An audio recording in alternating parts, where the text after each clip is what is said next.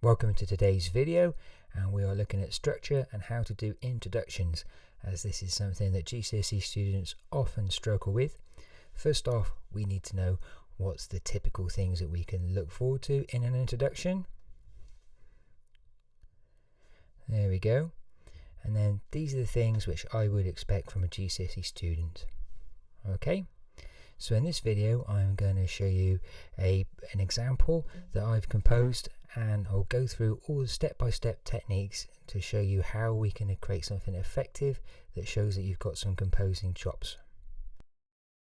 For today's purposes, I've made up an imaginary brief. I'm going for a film score, and I'm thinking escape from the erupting volcano. So here is the initial motif for the volcano.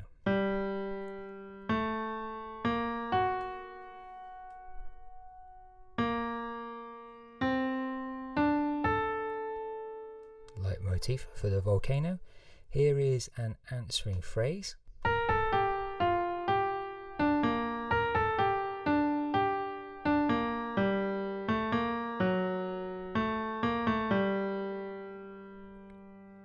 That's going to be my main theme. I want to get this all established first before I start thinking about my introduction. You will notice as well it's only a piano sketch. That's something I'm going to keep touching upon all through this video. Next thing, I notice in film they establish a rhythmic motif very early on. So here we establish the chords and a rhythmic motif that's going to feature really heavily.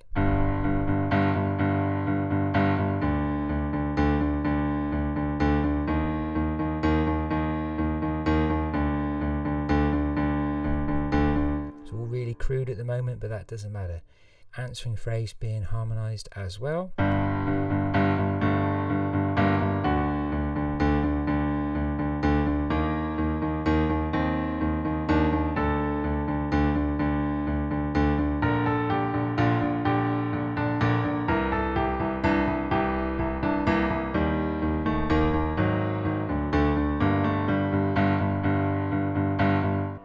What we have here is the very same idea but orchestrated for full orchestra.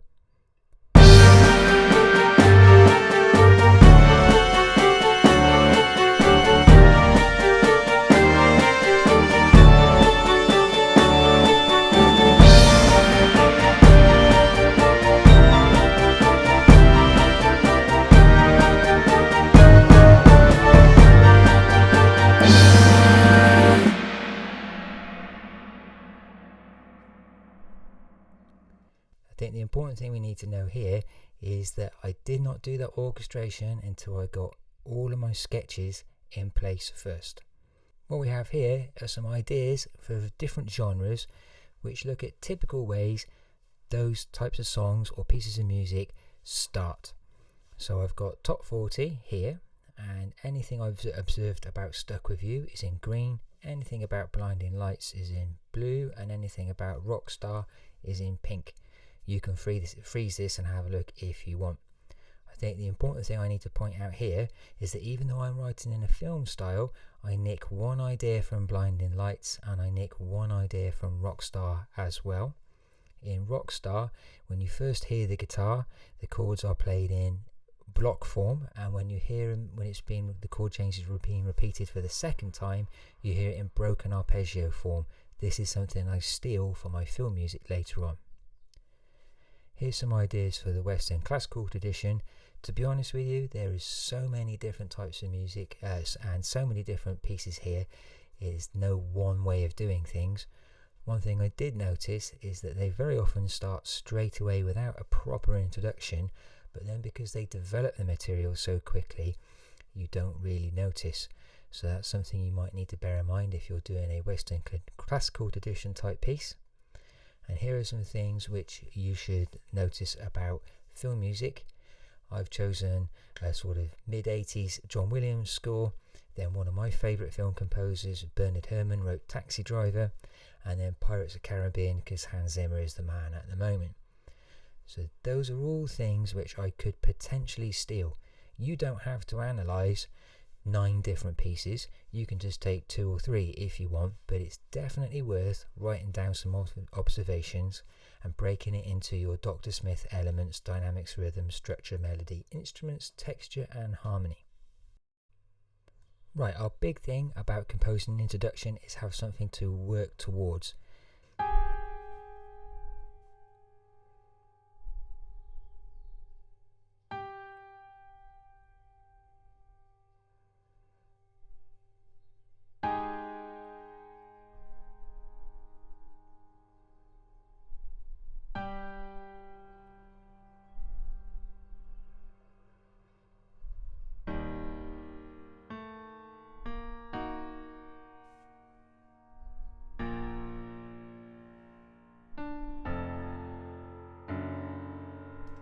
To demonstrate how we can use this almost as an exercise, I've enlisted my glamorous assistant, my wife, to select elements at random which we will then try and compose with.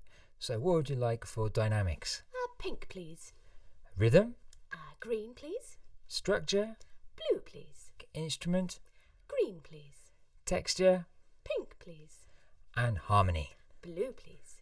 Thank you very much. Off to make the tea, please. That actually worked out rather nicely because she came out with some great stuff which you should be able to see on the screen now. So, tempo and time signature established straight away, not a problem. I was really pleased that she chose stuff from Taxi Driver. If you go away and listen to the Taxi Driver theme, it's absolutely fabulous. Okay, and you'll notice in the opening introduction section there's about 8 bars and it's alternating sonorities, so it goes from like this big brass chord with the snare drum doing this increasingly frenetic rhythm underneath it, and then it just sits on this magic chord with the double basses being played pizzicato underneath. It works really, really well. It's a great thing for me to steal. Both of these pieces are going to use pedals, so I use a pedal. The Blinding Lights example from the weekend also uses a pedal. Here we go, there's my pedal. And that runs all the way through this section here. Now one thing Taxi Driver does is it uses bitonality, which means 2 different keys at once. I wanted something really dissonant, so I went 1 semitone up from G minor, which is A flat, and I chose to use A flat major because that gives me 3 notes in common.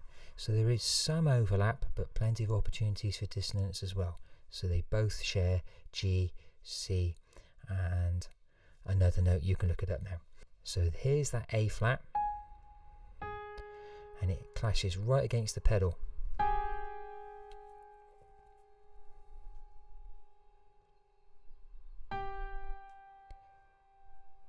And then this time it's reharmonized.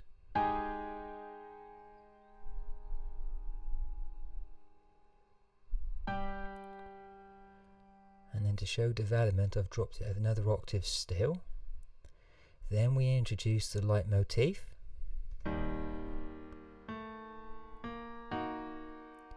And I don't want it to be too obvious straight away, so I've actually harmonized that G with a chord 6. And the reason why I do that is G is the 3rd of chord 6. It's a great way to write melodies. Start with the 3rd in the melody. So let's just hear this now. And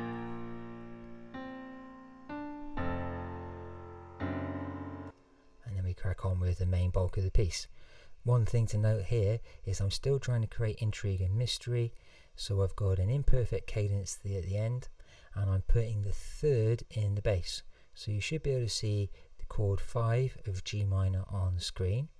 I am using the major version of that. I'm using the proper harmonic minor, which gives me an F sharp. And what we get here is we go from chord 7, there's the root of chord 7, F.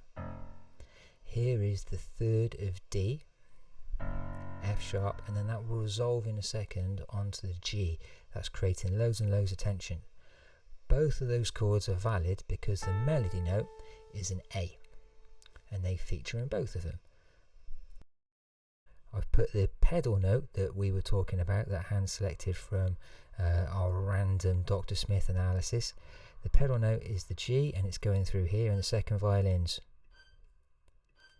Alright, just peeking away. And then I've done a trick which is really common at the moment. I have done a little slide between the A flat and the G. This now sounds like this.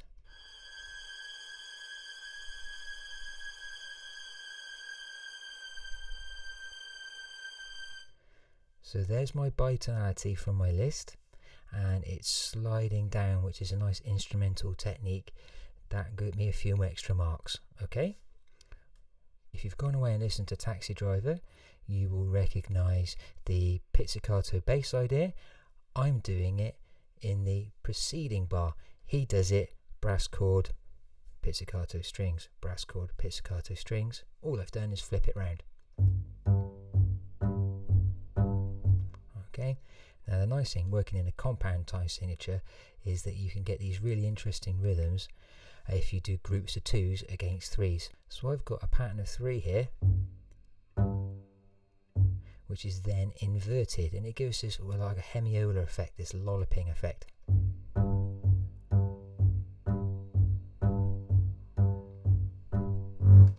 Okay, and then over the top of that we have the violas, and what they are doing is the same trick from Rockstar, which we mentioned much earlier. So here they do the root note of the chord, which is a G, and they're doing it pizzicato, and they copy the rhythmic motif. They're helping me establish it straight away.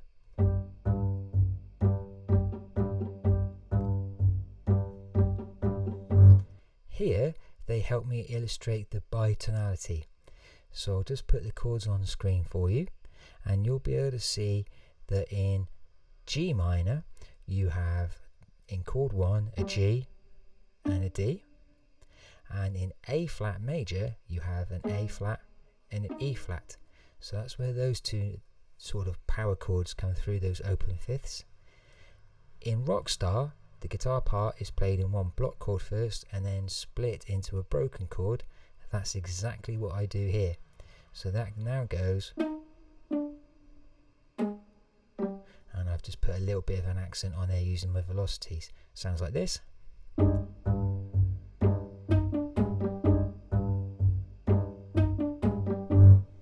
then it finishes on an open fifth, which always sounds really strong. Altogether the strings sound like this.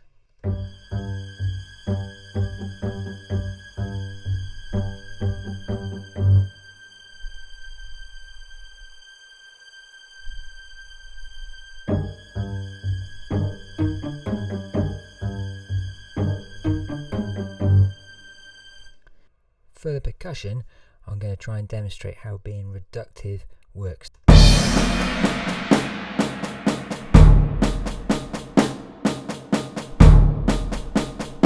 So at the beginning of the piece, I'm going to take that rhythmic motif, bap, bap, bap, bap, bap, and I'm going to put it in half. So it's only having one hit on beat 1, and on beat 2 we feature the rhythmic motif.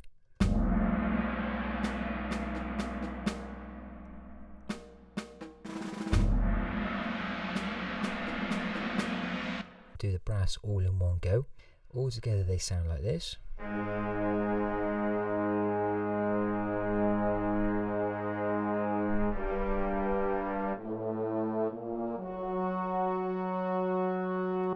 And I decided to introduce the leitmotif, just the very first 4 notes of it, that comes later on here when we did the piano sketch. So it's a reduction again.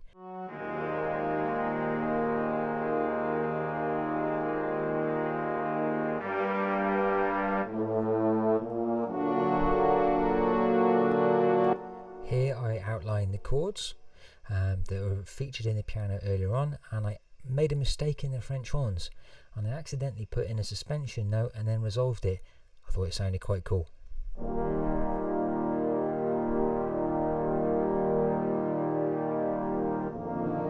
There we go. And then we're off into the main piece. For the woodwind, they just did some colour for me, so we got some nice little tricks going on. First off, the piccolo just does a few little spikes. This is sort of like a semi-chromatic run up to the tonic.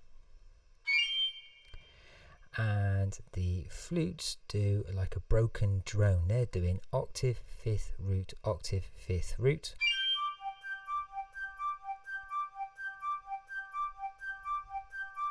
And that happens again.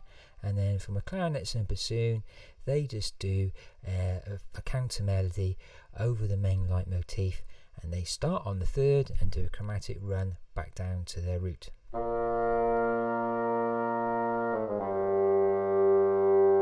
they do that twice.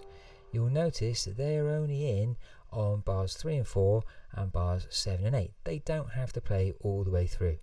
Woodwind altogether sound like this.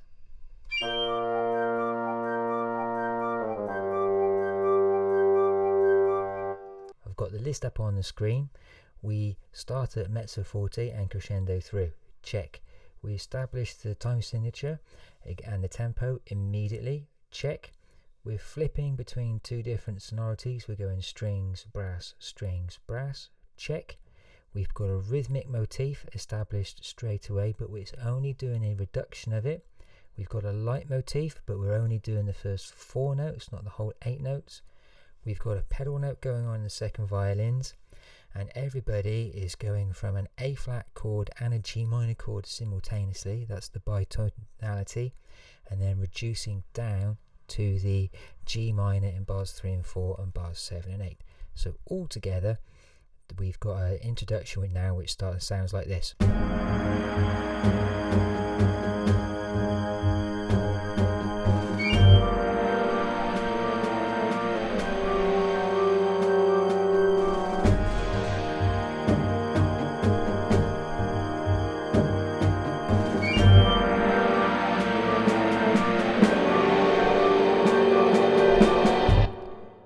What we've got next is the leitmotif being quoted again, but we're not using chord 1 underneath it.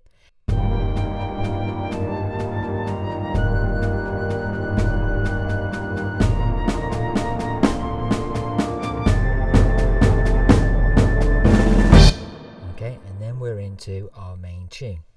So I'll quickly run through how I orchestrated this section by section. The piccolo, the trumpets all take over the tune.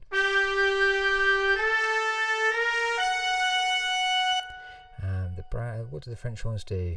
They do the same thing. So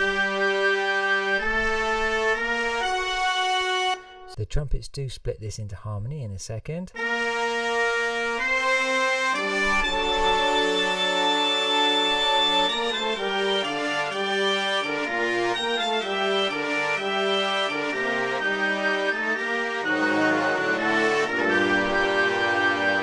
What do the rest of the brass do?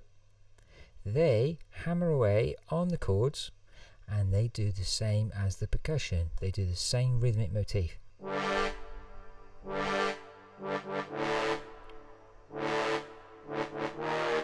You'll have to excuse the crappy sounds there, they don't sound brilliant. And that's a reduction of the rhythmic motif. It goes really well with your percussion.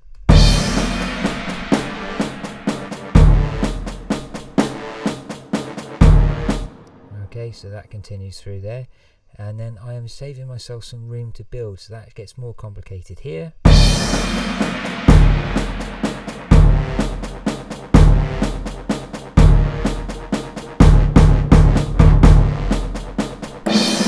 So there's the brass sorted.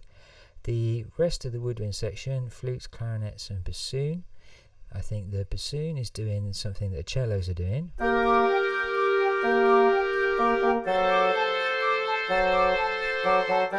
Yes, so I remember what I did. So the bassoon is doing the same rhythm as the trombones, so that ties it in together. The clarinets are just doing thirds selected from the chord, and the flutes are mimicking their like a broken drone, as it were. So they're doing the root, the fifth, and the octave of each chord. So they sound pretty cool by themselves.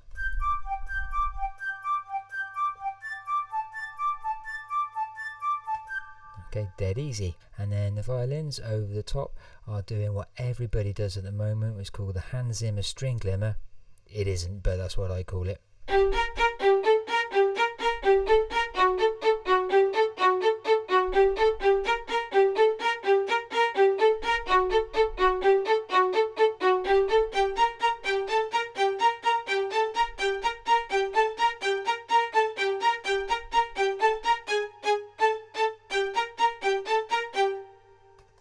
Okay, and I've got a nice setting on Logic with a spiccato, which means they're using the heel of the bow and taking the bow off the string all the times. So a really quick demonstration of what each of the voices are doing there. Notice how much I'm using the same material over and over and over again. So I hope you found that really useful. I'll just play it to you all in one section again, just because we're here.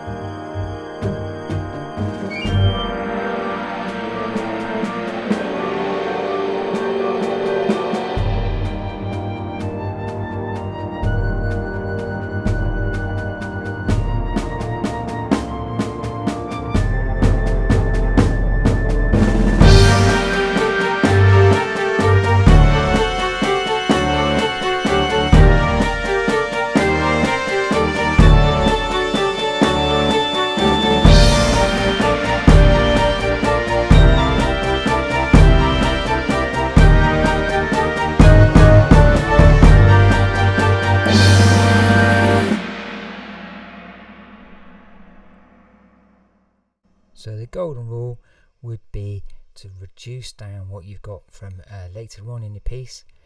Don't orchestrate until you've got all your sketch of your chords and your melodies in place, and then make sure that you are just quoting little bits of what's going to happen later on. So we call that introducing rhythmic motifs, or a harmonic motif, or a melodic motif. Reduce down, work backwards. Practice your craft and the art will come. And stay away from volcanoes, children.